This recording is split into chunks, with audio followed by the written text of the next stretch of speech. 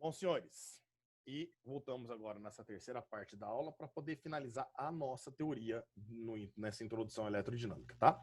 Faltou a gente comentar agora a respeito da nossa potência, no caso aqui, potência elétrica, que nós vamos chamar pela letra P. Bom, o que a gente não pode esquecer? A fórmula universal de potência. Pião, por que universal? Meninos, eu gosto de falar universal porque ela é usada em qualquer situação, não é só na eletricidade. A universal para nós é essa daqui, ó. Potência é energia dividido pelo intervalo de tempo. Esta é a formulinha que nós usamos para calcular potência em qualquer lugar. Na verdade, aqui a gente não fica, obviamente, escrevendo energia, né? A gente só coloca a letra E dividido pelo intervalo de tempo, e essa equação é conhecida por PET, né? É a famosa PET. Potência é energia por tempo. Essa equação ela vai ser muito utilizada por nós, porque quando vocês fazem o cálculo do consumo de energia na residência de vocês, no local onde vocês moram ou no local onde vocês trabalham, para ter a conta de luz, né?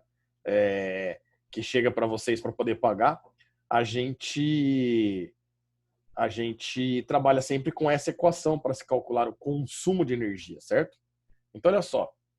No sistema internacional de unidades, nós vamos ter que a energia ela vai ter que entrar em joules, certo? É aquele J para nós. O tempo em segundo e a potência sai para nós em watts.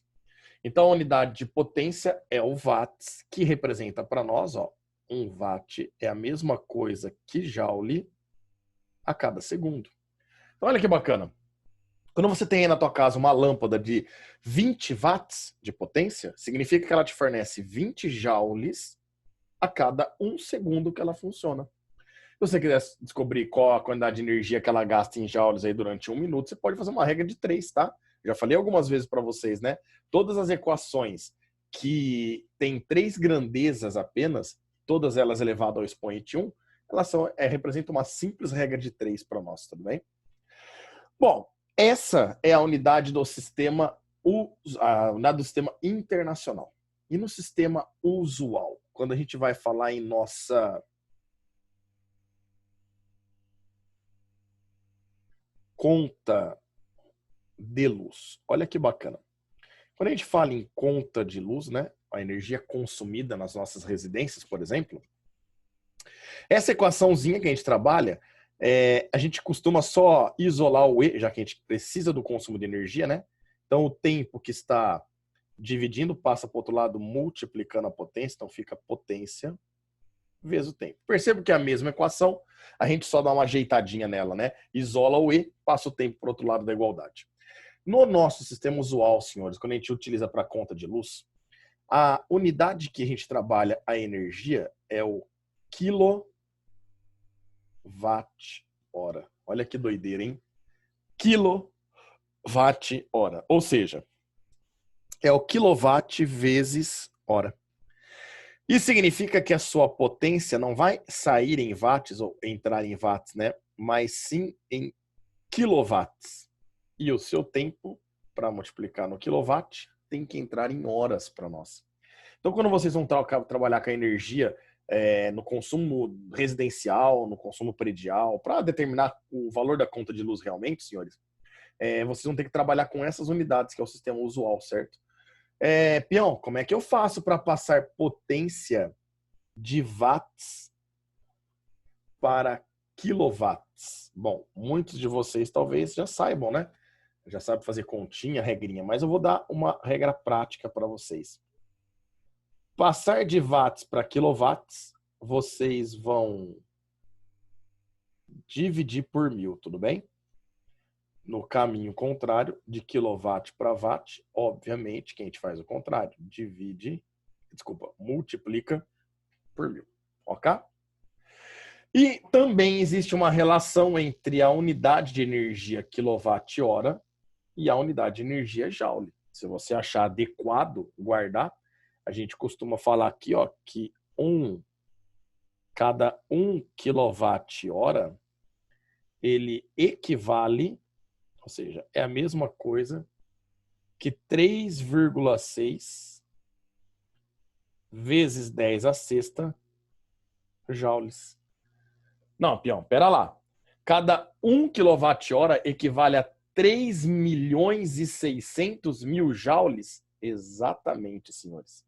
E se vocês observarem a conta de luz de vocês, normalmente elas vêm aí com 250 kWh de energia consumida, 400 kWh de energia consumida, 120 kWh de energia consumida. Então multiplica isso por 3.600.000. Olha o tamanho do número que vai vir na tua conta se nós trabalhássemos a nossa conta no sistema internacional. Então lembre-se que eu sempre falo para vocês, sistema usual, normalmente ele vem para facilitar. A gente trabalha com números menores, tá? Então a gente não costuma trabalhar no sistema internacional com o sistema usual, porque no internacional às vezes o número fica muito grande. Então vale a pena você trabalhar, entender como é que trabalha com o quilowatt-hora, porque o número fica menor, fica mais fácil as contas para nós. Belezinha, senhores? Bom, essa é a forma de calcular o consumo de energia utilizando a formulinha universal da potência. Porém, como que nós vamos realmente calcular potência elétrica aqui para nós, né? A potência que uma lâmpada dissipa, a potência que um resistor dissipa, a potência que a pilha, que é o nosso gerador, fornece para nós. Então, senhores, obviamente que ela parte dessa equação aqui, tá? Então, olha só que bacana. A formulinha que eu vou colocar para vocês, ela vem desta equação. Existe uma deduçãozinha com uma outra equação, que não vem ao caso para nós agora. Até se alguém tiver interesse, é só me pedir depois. Fala, peão, me ajuda aí, quero saber como é que é. Mas dessa equação, senhores, a gente chega na formulinha de potência elétrica. E a primeira fórmula que nós temos para potência, para o cálculo de potência elétrica é essa daqui, ó. Potência é a corrente elétrica que passa no circuito vezes a DDP que está sendo consumida por esse circuito. Então você tem uma resistência.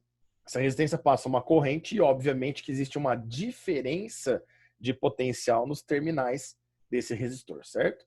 E a gente trabalha aqui normalmente com o resistor ômico, tá? Aquele que tem resistência constante. Então, você tem uma diferença de potência entre os terminais, ou seja, tem uma DDP consumida por essa resistência. E você conhece a corrente que passa por ela, tá? Então, você pode calcular a potência que ela está consumindo dessa forma, I vezes U. Pô, mas o que vai ser essa potência que ela está consumindo ou que ela está dissipando, né, em forma de calor? Ué, acabamos de falar aqui, ó, a potência sai em watts, não sai? E watts não é joules por segundo? É o quanto de energia ele está fornecendo a cada segundo. Por exemplo, se você pegar essa resistência que está sendo percorrida por uma corrente elétrica e colocar ela dentro de um copo com água, ela vai fornecer calor para a água e a água vai esquentar. Mas a que taxa que ela vai esquentar? Há uma taxa de tantos joules aí a cada segundo. Por exemplo, se a potência que você descobriu for de 20 watts, significa que ela vai estar recebendo 20 joules a cada segundo. E aí a gente lembra de que macete, que mole? A gente pode calcular aí a variação de temperatura, ou a partir da variação de temperatura achar a quantidade de calor e descobrir quanto tempo demora. E aí vão ter várias relações que poderão ser feitas aí para nós. Belezinha? Mas, meninos, essa daqui não é a única equação que você tem para calcular potência elétrica, tá? Olha que bacana. Vou falar um negocinho. Se você souber a PIL, aquela equaçãozinha que chama de PIL, né? E se você souber a URI, você consegue resolver, entendendo tudo o que acontece, você consegue resolver aí 95% dos exercícios que vão aparecer de vestibular para vocês, tá? Isso eu posso garantir. Obviamente, a gente precisa entender tudo o que está acontecendo. Mas olha só, se você juntar essa equação dentro dessa, olha o que acontece. Então eu vou colocar no lugar do U, tá vendo o Uzinho ali dentro, ó? No lugar desse U, eu vou colocar o R vezes I, porque eu sei que U é R vezes I. E aí fica I vezes R vezes I, então a gente chega numa outra potência que pode ser calculada dessa forma, ó. É o I vezes I, que é o I quadrado, vezes a resistência elétrica. É a famosa equação do PIR. Né? Do PIR. A pior eu conheço por pri. Pode ser também, não tem problema. Pior, como assim pri? Você inverter. Ao invés de I quadrado vezes R, você põe R vezes I quadrado. Fica a equaçãozinha do pri. Só não pode esquecer que o I está ao quadrado, tá? Ou, se a gente isolar lá na URI a corrente, então isola a corrente aqui, ó. Deixa a corrente sozinha, o R que está multiplicando passa para o outro lado dividindo. Então o I ficaria U sobre R. E aí você substitui aqui no lugar do I. O U sobre R. Vai ficar U vezes U sobre R. Então a gente chega numa outra maneira de calcular a potência elétrica, que é o U vezes U, que dá U quadrado, dividido por R. É a famosa PUR. Então nós temos o PIL, o PIR e o PUR, para poder trabalhar aí bem em caipirinha. Certo ou não? Meninos, como eu disse para vocês, ó, se vocês lembrarem desta equação e desta equação, resolve muito e muitos problemas de vocês aí, tá? Não é obrigatório lembrar do PIR e do PUR. Mas, se eu fosse vocês, eu daria uma certa atenção para esta equação aqui, tá? De preferência aqui, guardar todas, tá? Tudo que nós estamos colocando aqui, ó, nós estamos colocando equações que são importantes para vocês trabalharem. Já falei para vocês que existe uma equação que é jogada aqui dentro, que deduz para nós e chega no PIL. Não mostrei. Não é tão importante. Mas essas, se estão sendo mostradas, é porque vale a pena vocês decorarem. Beleza, senhores? Aqui unidades de medida no sistema internacional, porque aqui nós vamos trabalhar só no sistema internacional, tá? A corrente em ampere, a DDP em volt, a potência sai para nós em watts. Aqui, corrente em ampere, resistência em ohm, a potência sai em watts. Aqui a DDP seria em volt, resistência em ohm e a potência sai em watts.